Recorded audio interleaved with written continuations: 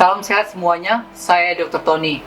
Seiring berjalannya waktu, semakin banyak informasi-informasi yang beredar tentang virus corona.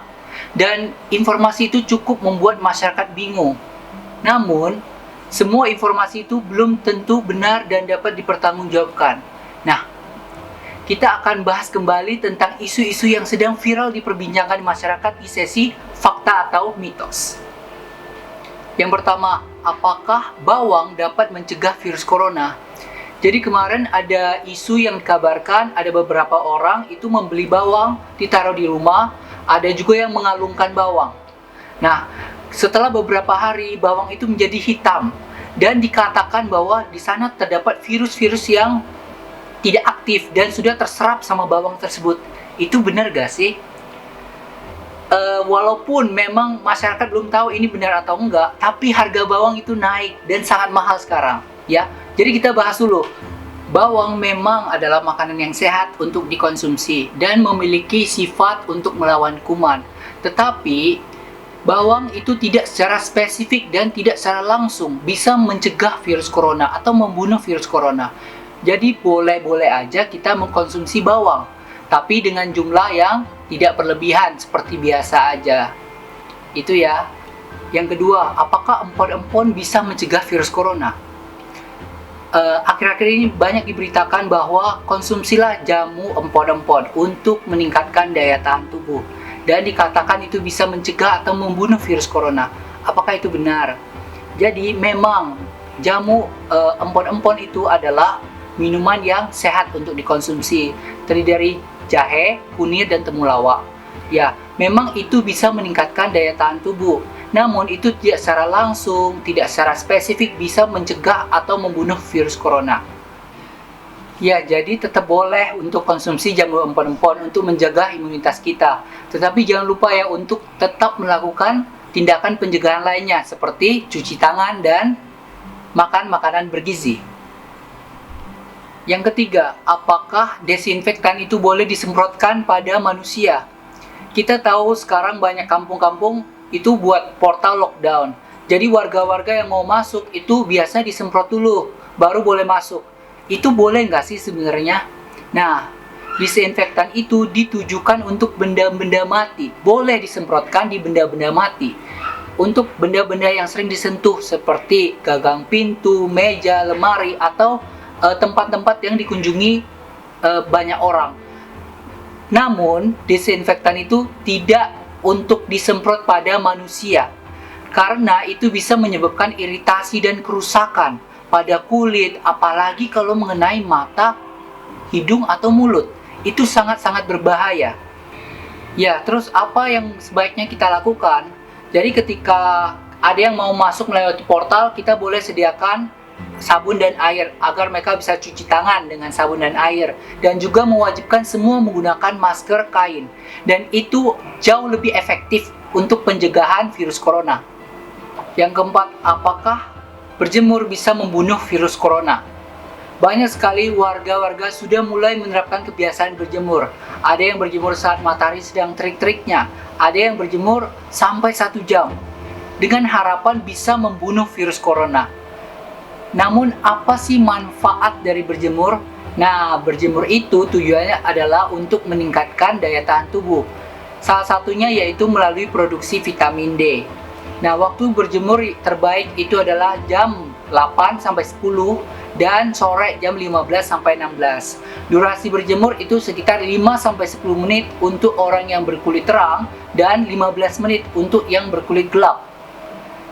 Kalau misalnya virus sudah masuk ke dalam tubuh kita, dengan berjemur aja itu tidak bisa membunuh virus. Jadi, boleh kita berjemur, itu tujuannya untuk meningkatkan daya tahan tubuh, tapi itu tidak bisa membunuh virus corona. Yang kelima, apakah jenazah yang positif corona itu dapat menularkan virus corona? Akhir-akhir ini banyak berita yang beredar bahwa ada warga di beberapa kampung yang menolak pemakaman jenazah di kampungnya. Dan bahkan ada yang meminta dibongkar kembali jenazah yang sudah dikubur di dalam tanah itu. Maklum, warga-warga takut dan panik karena beranggapan bahwa virus corona masih dapat ditularkan. melalui jenazah yang sudah mati itu. Nah, apakah benar? Mari kita bahas. Jadi sifat virus ini dia membutuhkan sel tubuh manusia untuk hidup. Jadi ketika virus itu masuk, dia akan membutuhkan sel tubuh manusia ini untuk memperbanyak diri dan hidup. Namun ketika tubuh manusia ini sudah mati, maka virus ini juga akan ikut mati. Jadi tidak mungkin lagi virus ini bisa hidup tanpa ada inangnya. Kemudian jenazah yang sudah meninggal itu, yang berstatus positif atau berstatus pasien dalam pengawasan, itu dilakukan dengan prosedur pemakaman yang terstandar. Orang-orang yang memakamkan, yang terlibat itu menggunakan alat perlindungan diri. Dan jenazah itu dibungkus dengan plastik, kemudian kain kafan, plastik lagi, kantong jenazah, dan peti. Dan plastik itu sifatnya tidak tembus air. Kalaupun ada cairan yang keluar dari lubang-lubang seperti telinga, hidung, mulut dari jenazah itu akan tertampung di dalam plastik yang tidak tembus air. Sehingga tidak mungkin bisa mencemarkan lingkungan, apalagi bisa menularkan ke orang-orang. Jadi kita nggak perlu takut, apalagi menolak jenazah yang positif atau status PDP itu.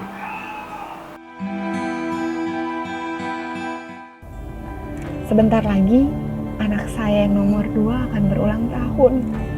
Saya pun berharap badai ini cepat berlalu, supaya saya bisa pulang. Saya bisa tiup lilin bersama anak-anak saya. Di saat anak saya, ayah kapan pulang, saya tidak bisa. Ayah cuma bisa sabar, nak, ayah sedang bertugas. Kami sangat menyayangkan sekali tindakan beberapa oknum yang menolak pemakaman jenazah positif corona. Ada juga yang mengucilkan pasien-pasien positif corona dan teman sejawat kami, para tenaga medis. Memang ini adalah virus baru. Wajar kalau muncul rasa ketakutan dan kekhawatiran. Tetapi jangan sampai hilang rasa kemanusiaan. Karena sesungguhnya ini adalah ujian tentang rasa kemanusiaan dan solidaritas. Saya yakin Bapak Ibu juga merasa terharu ketika melihat perjuangan dan keguguran satu persatu tenaga medis. Melihat satu persatu korban yang meninggal dan sakit. Jadi stop stigma negatif kepada para korban dan tenaga medis. Mari kita berikan dukungan dan pertolongan kepada mereka, kepada kita semua. Mari kita lewati ujian ini dengan kemenangan. Dari kami, Puskesmas Turi, Mitra Kesehatan Masyarakat.